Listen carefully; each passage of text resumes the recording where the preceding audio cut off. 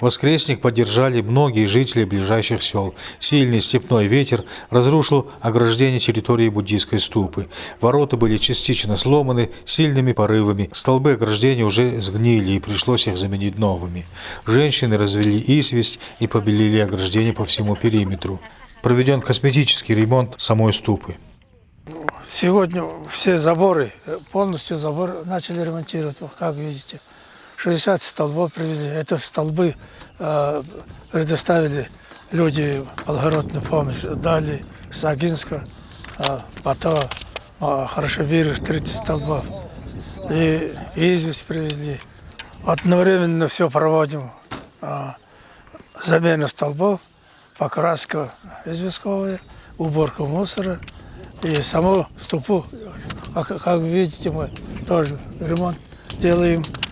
И ворота тоже сломалось, на ветру унесло. И полностью его восстанавливаем, реставрируем. Так что приехали добровольцы из поселка Агинской, Маготы, сел Саган-Улу, Саган-Шалуты, Усть-Наринг, Харашабир и так далее. Всем тем жителям нашего района и округа, добровольно изъявившие желание восстановить и ремонтировать ступу, посвященную нам, от группы, намной группы, большое человеческое спасибо.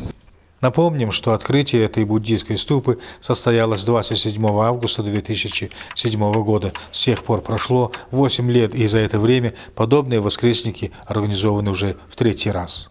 Баир Дугаржапов для программы «Вести Агинское».